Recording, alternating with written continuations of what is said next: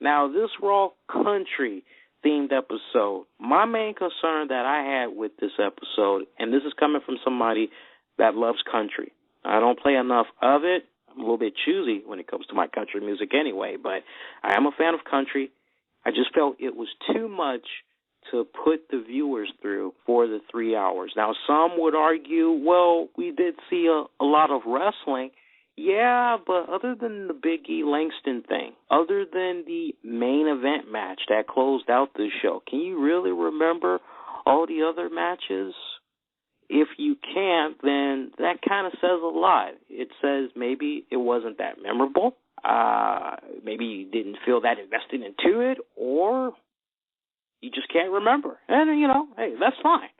But when I play it back in my mind, one thing that just continued to stand out was the freaking country music segments, all culminating in that band coming out and they're playing their little set and all that. I just couldn't help but say, if I would have been in charge of this episode, how would I have really structured it to make it be very memorable in a way? And I think, man, WWE Creative, I think their compass was just a little bit off. Rather than just focus on the country music type of aspect, this was an opportunity for WWE to really dive deep into its roots as far as professional wrestling goes, especially considering that a lot of the territories, like their video archive footage, is now under WWE. Play fantasy with me for just one moment, okay? You guys will really appreciate this. How badass would it have been if we would have seen Dusty Rhodes come out? I mean, you think country, Dusty Rhodes, he's, I'll be your Huckleberry Hound, throw a little Dusty Rhodes in there. Or how about Kerry Von Erich? I mean, my God, man, I hear that name, Kerry Von Erich. I think of the Von Erich family, and I think about how they used to do their thing in all the territories back in the day. Nashville was definitely a territory that they would do some work in a lot of times. Other names that popped out there at me, Honky Tonk Man. I mean, come on. We couldn't get a cameo from the Honky Tonk Man. Here's one that I thought was going to happen, and a lot of you all apparently did as well. Mickie James. We hear that she signed some type of a deal to be a trainer at their developmental plant, but how badass would it have been to see her come out and maybe play a set from her hardcore country album, which is a pretty damn good album. We actually had reviewed it a couple of weeks after it had came out. It's a really, really great album. I would highly recommend you guys check it out in case you haven't already. And somebody brought up a good point. They said, well, maybe what had went down with TNA, maybe they signed some type of an exclusive deal with Mickie James to handle the promoting of her album and all that. And I told him, I said, nah, I beg to differ, because Mickie James stated herself that for this follow-up album to her debut, this was an album that was purely funded by her and her band through the help of campaigns like Indiegogo and Kickstarter. So that's how we were able to get a hold of this. So I know, I'm not buying that. I don't think it had any type of connections to TNA. This was an opportunity right here where WWE, they really could have been like, yes, Mickie James, she's back. Hey, she looks better than ever. Even if it was a scenario where it was just that one time we were going to be seeing her, she's really embraced this whole countryside of music. I think the timing just would have been perfect. Hell, even if they didn't want to go with a song from her new album, surely she had one floating around somewhere that maybe she could have debuted for that Raw crowd. But I think they kind of missed the ball right there and not having Mickie James appear. Of course, you think country and all that. How about good old JR? Just that southern voice, just to hear him come on and call a match and all that. And I know there's a lot of you that's kind of wondering what exactly is going on with Jim Ross as we continue to hear the rumblings that he perhaps has some type of a severance package that's going on with the WWE. honestly, I would not be that surprised if they have some type of an arrangement set up with Jim Ross where they do try to bring him in, maybe on special DVDs or whatnot, until we officially hear him do an interview where he goes on record and says just what exactly is his association, if any, with the WWE, if he still has anything to do with them to a certain aspect. Until we hear that, I think we just need to be very mindful of some of these reports that's going on. But assuming that JR, WWE, things are healthy between the two, it would have been kind of nice to maybe see him make some type of a cameo. Of course, I'm talking about all this stuff, and there was a very interesting segment that had popped up in my mind that I wish would have happened during this Raw Country episode. Fill me on this. How badass would it have been to see at one point after Raw comes back from a commercial break, they're showing the different places you can go, grab a bite to eat, a drink, and there's one bar that they home in on, and we see, damn, Farouk, okay? And he's kicking back. He has a cigar. He's getting his drink going, and he's talking to somebody, and he's like, oh, man, you can't hold your beer? Come on, man, that was only your 7-1. You can't hang with me? And, it's just some random guy that he's talking to. They can't hang with him. Apparently there was some type of a drinking contest going on, and cameras could kind of zoom in a little bit more. And maybe it turns out, he has a mic on himself that, he can interact with the commentators and the WWE Universe. And it was like, hey, it's Farouk, how you been? What you been up to? And, Farouk could have been like, I'm just, here and enjoying the nightlife here in Nashville, trying to find a good drinking partner. Hey, JBL, what's up? How about some drinks for old good time's sake? And it really would have been nice to see JBL maybe say to Farouk, well, no, I don't really think I should do it. And Farouk could kind of just bring him on in and say, man, the years that you've been away, man, and I think it's made you kind of soft there, man. You can't get out of your little $1 million suit and have a drink with your old friend. Yeah, JBL, he could have said, you know what? All right, what the hell? Okay, I'll come find you. And that could have just been a running gag throughout the night.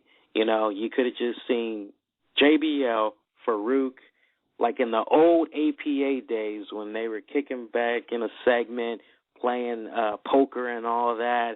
Would have been nice to see those guys getting their drink on, trying to outdo one another.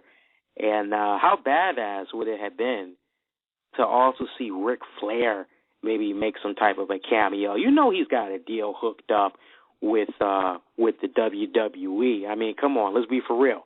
He's got a deal going on with them, some type of a Legends deal to a certain extent. And if anybody knows a thing or two about drinking, definitely, Nature Boy Ric Flair, to see him come in and he's trying to get in on the drinking contest, that would have been freaking badass. And who knows, it would have been up for WWE to decide who was going to win that little drinking contest. But I tell you what, man, Steve Austin, if there would have been any night that I would have had Steve Austin appear, it would have been in that little cameo, in that bar. I definitely would have had him win in the drinking contest, hands down. I think that really would have made fans walk away and been like, man, Raw was just so freaking awesome. We saw Farouk, we saw Ric Flair, we saw Steve Austin in the drinking contest, Big E Langston, he won the Intercontinental title. We saw the American Dream, Dusty Rhodes. But wait, I'm not even done yet.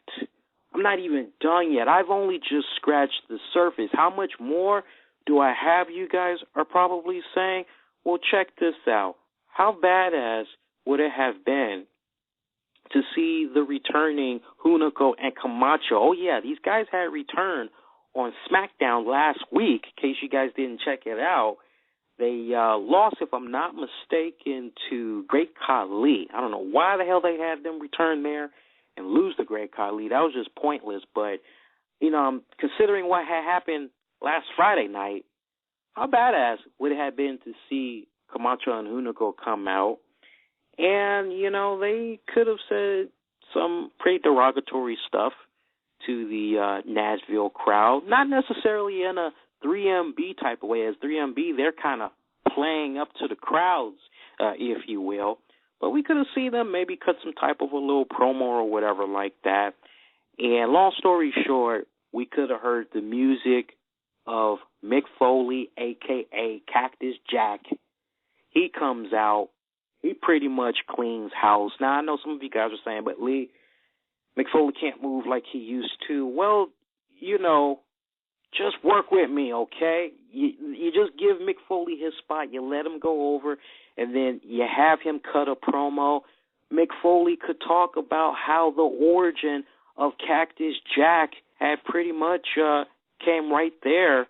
Not too far from there, as after all, he did join the Tennessee-based CWA as Cactus Jack, where he teamed up with Gary Young. What was that stable they had for him? The Stud Stable.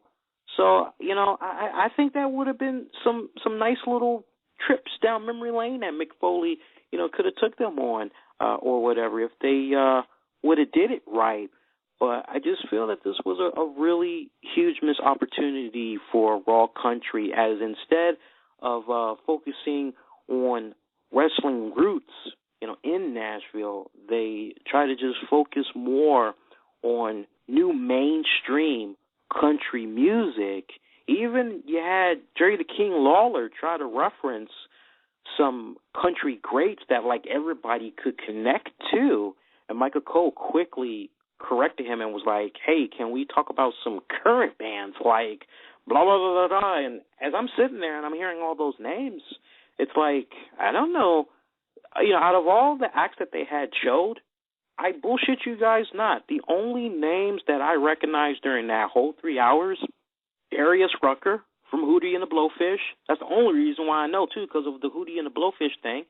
And Blake Shelton. And I actually kind of follow their music a little bit. So other than that, I didn't care anything else about anything else that they had going on there. And it was a missed opportunity. I'm really hoping that with the way the ratings are looking right now, as it appears, Raw had dropped significantly from the second hour to the third hour. So fans, they tried to stick in there, but I think a couple of combinations came in. One, definitely the quality, and two, you probably had those fans that heard what was going on with that Patriots game, and they say, you know what, let's go on over there, because that game had pulled in, I believe, 15 million viewers or something like that. I mean, it was freaking ridiculous that Monday night. But I told you guys that did not feel Raw Country. I said change the channel, change it. It's your right. Send a message to Vince McMahon. Let him know this little experiment is not going to work. He's going to have to do better. And if I'm not mistaken, I think Raw this week had pulled in a 2.73 cable rating. I'm not sure of the exact number, but I took a glance at it. I'm pretty sure that was it. But the viewership, it definitely did decline from the second to the third hour right there. But hopefully you guys had appreciated that wishful thinking right there. Like I said, that's just how I would have had it set up. Now, I know Steve Austin's busy with other stuff, but, man, if there was ever a time to just have him make a little cameo, and it would have been easy for a lot of these guys to do this too, especially the ones that maybe live in Texas or whatever like that. As y'all know, from Texas to Tennessee, it's like, a 12-hour drive or something like that. They could have pulled it off. They could have did some really great stuff right there. But, hey, that's wishful thinking.